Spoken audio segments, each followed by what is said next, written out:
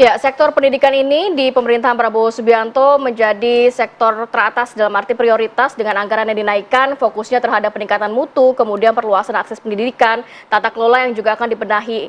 Saat ini masih terus akan dilakukan evaluasi ya, Via, walaupun juga nantinya apakah Merdeka Belajar ini akan diganti kurikulumnya atau tidak. Dengan istilah deep learning meskipun itu sudah jelaskan bahwa itu bukan kurikulum ya, tapi pendekatannya Pak ya. Menteri. Kita akan membahas mengenai hal ini dengan narasumber yang sudah hadir di studio. Sudah ada Bang Lalu Hadrian Irvani, Wakil Ketua Komisi 10 DPR. Selamat pagi Bang Lalu, Assalamualaikum. Selamat pagi, Assalamualaikum Bang. Kemudian juga ada Bang Satriwan Salim, Koordinator Nasional Perhimpunan Pendidikan dan Guru P2G. Selamat pagi Bang. Assalamualaikum. Waalaikumsalam warahmatullahi wabarakatuh. Kita juga masih menerka-nerka apa yang kira-kira nanti akan diganti dalam kurikulum kah ataupun dalam sektor pendidikan Indonesia dengan pemerintahan Prabowo Subianto yang baru ini. Tapi sejauh ini bagaimana komunikasi dengan DPR? Apakah sudah ada fokus-fokus apa saja yang akan dievaluasi nantinya ke depannya? Baik, jadi kemarin kami udah diskusi dengan Mendikdasmen dalam hal ini, Pak Muti. Pak Muti. Memang ada beberapa masukan-masukan, terutama dari masyarakat kita. Pertama, hari ini tentang UN.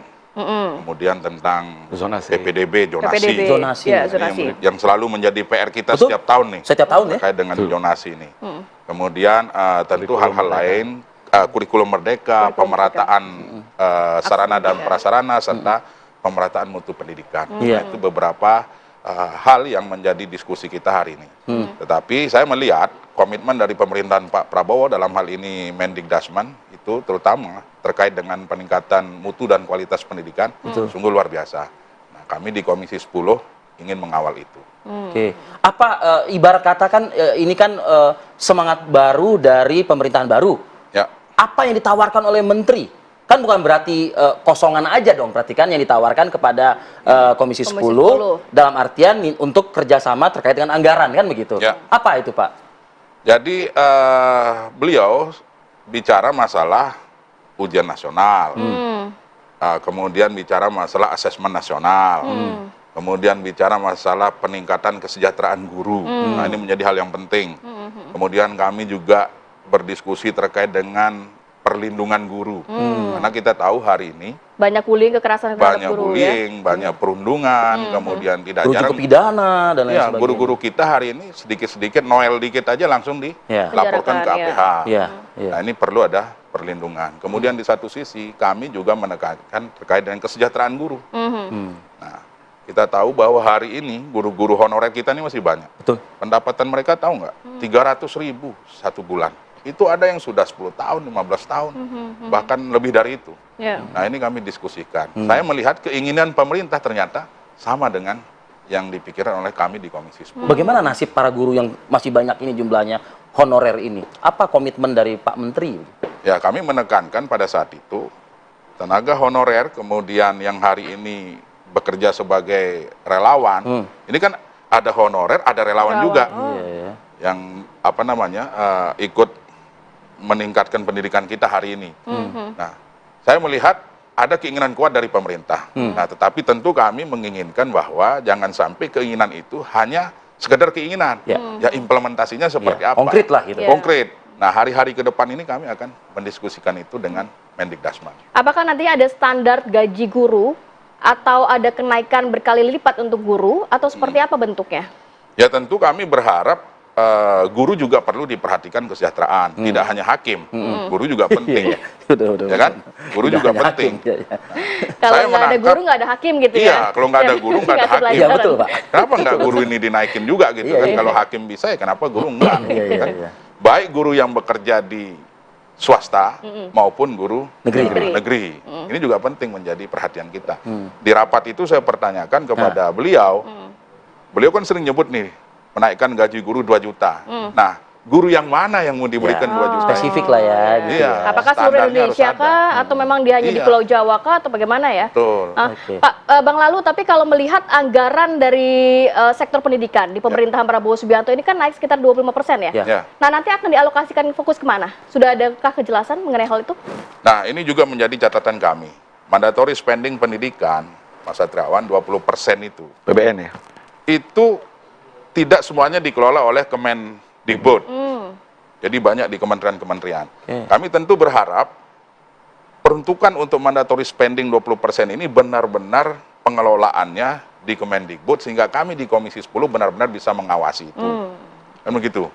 Nah, tentu saya melihat ya kalau ada informasi ditingkatkan lagi menjadi 25%, ya kita sangat bersyukur sekali, karena di pendidikan ini banyak hal yang perlu kita benahi. Mutu pendidikan, kemudian sarana prasarana. Di Jakarta ini mungkin sekolah-sekolah sudah bagus, kemudian sarana prasarananya lengkap. Beda dengan di daerah-daerah tertinggal, di daerah-daerah pelosok, di NTT, bahkan di tempat kami di NTB masih banyak sekolah-sekolah yang perlu mendapat perhatian dari pemerintah. Baik. Saya bergeser ya, Bang, lalu ke Mas Satriawan Salim. Untuk UN dan zonasi, ini penonton pagi ini, itu pasti cun ya mereka ya. Karena benar kata pimpinan Komisi 10 tadi, ini apa? Laten setiap tahun PPDB zonasi ini. Dari aspek teman-teman guru lah. Memandang ini bagaimana sebetulnya? Makasih.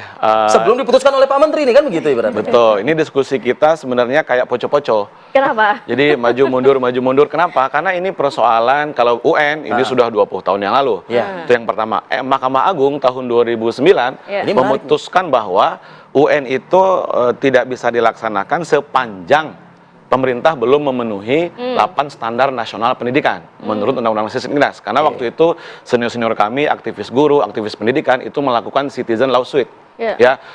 Itu baik PN, PT sampai ke Mahkamah Agung. Dan apa sih standarnya itu yang harus dipenuhi itu? Nah, kita mengacu ke Undang-Undang Sisdiknas kan, ada standar pendidik tenaga pendidikan, ada standar sarana prasarana. Yang tadi disampaikan tadi. Betul, ada standar proses, standar isi, yaitu kurikulum, standar penilaian, standar kompetensi lulusan, pembiayaan, kemudian pengelolaan gitu ya. Jadi ada 8 standar nasional pendidikan. Nah, yang kedua adalah UN ini, berbicara sejarah UN ya, kita ada 3 fase kalau saya lihat selama ini Gus gitu. Yang pertama adalah UN di era kita, Eptanas, dan UN sampai tahun 2014-13. Ada Eptanas dulu. Betul. UN adalah penentu kelulusan. Ini generasi pertama lah kira-kira ya, pasca reformasi gitu, dan awal reformasi. UN penentu kelulusan. Nah, itu kan yang dikritik oleh publik, oleh pakar-pakar pendidikan, almarhum Profesor Koni Semiawan, Hartilaar, Prof. Sugiarto, banyak sekali koalisi pendidikan waktu itu. Dan MA tadi memutuskan hal demikian, karena belajar 6 tahun, 3 tahun, itu ditentukan hanya 3 hari dan hanya 4 atau 5 mata pelajaran. Pelajaran agama itu nggak penting, PPKN, PMP zaman dulu, olahraga, seni, nggak ada UN-nya. Anak belajar hanya untuk 3 atau 4 mata pelajaran. Itu yang pertama. Ya kan, UN generasi pertama lah kira-kira. Lalu 2014 ganti pemerintahan Pak Anies Baswedan, tetap menyelenggarakan UN, tetapi tidak lagi penentu kelulusan. Hanya sebagai nilai di raport lah yang menjadi. Enggak, beda lagi. Bukan. Hanya sebagai gambaran pemetaan kualitas pendidikan saja. Makanya tidak semuanya begitu, hanya sebagian saja. Semuanya, Mbak Rati, semuanya. Nah, dilanjutkan oleh Pak Muhadjir. Nah, di zamannya Pak Nadiem baru dihentikan total, tetapi diganti dengan asesmen nasional yang diselenggarakan di kelas tengah. Kelas 5 SD, kelas 8 SMP, dan kelas 11 SMA, SMK sederajat. Dan itu sampel, juga tidak menentukan kelulusan, dan bukan mata pelajaran yang diujikan, melainkan kemampuan literasi numerasi. Karena menurut data PISA, Program for International Student Assessment, sejak tahun 2000 kita ikut, literasi kita, numerasi kita, sains kita, itu memang konsisten di bawah negara-negara OECD. Turun terus bahkan ya? Turun, ke 10 tahun terakhir bahkan nyungsep gitu ya. Negara OECD itu mention dong, apa-apa? Mereka 400 sampai 500 skor rata-rata mereka. Kita masih 300-an 50, 359 berarti misalnya harus literasi. ada yang dievaluasi dari UN tersebut? Iya, dalam artian UN itu sebenarnya sudah di dalam konteks Mahkamah Agung tadi boleh dilaksanakan, ya kan, karena di dalam Undang-Undang Sisdiknas misalnya di pasal 57, 58 memang standar nasional pendidikan yang 8 tadi harus dievaluasi. Kan begitu ya, peserta didik dievaluasi, sistem pendidikan dievaluasi, program sekolah dievaluasi oleh lembaga mandiri. Ya kan, dulu namanya BSNP. Yang diketuai oleh Menteri Pendidikan sekarang. Lalu oleh Nadiem dibubarkan, dipecat gitu ya. Sekarang jadi menteri ya. Itu takdir hidup kita ya. Nah, jadi BSNP dulu menyelenggarakan ujian nasional gitu ya. Tapi balik ke tadi saya katakan, evaluasi itu perintah Undang-Undang Sisdiknas. Tapi persoalannya evaluasi yang seperti apa yang ingin kita buat oleh Pak Abdul Muti nanti. Apakah polanya sama dengan UN zaman generasi pertama? Yang itu? Kalau itu jelas yang kita ibarat tolak. kata ditentukan oleh 3 hari itu. Sip, gitu. itu jelas kita tolak karena mendistorsi tujuan pendidikan. Tujuan pendidikan itu membangun karakter, membangun kompetensi, bukan untuk lulus 3 mata pelajaran, 4 mata pelajaran. Jadi menurut guru sendiri, ini yang baiknya seperti apa? Karena kalau mengutip pernyataan Pak JK kan sebenarnya kalau nggak ada UN juga biasanya anak-anak ini kan fokus belajar mati-matian tuh mendekati ujian nasional begitu ya. Kalau suara di lapangan guru-guru, silahkan UN atau apapun mereknya, AN mau UN, tetapi satu, semua mata pelajaran. Tidak hanya 3 bukan atau 4. 3 atau 4. Jangan mendistorsi, anak sudah belajar seni, anak itu psikologinya, kalau itu yang diujikan, ya dia fokus ke situ saja.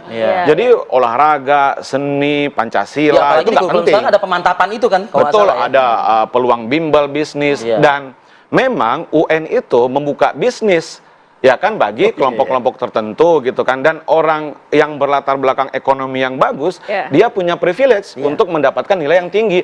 Makin lebar disparitasnya. Nah, ini kan keburukan UN gitu loh. Makanya kalau mau skemanya seperti apa?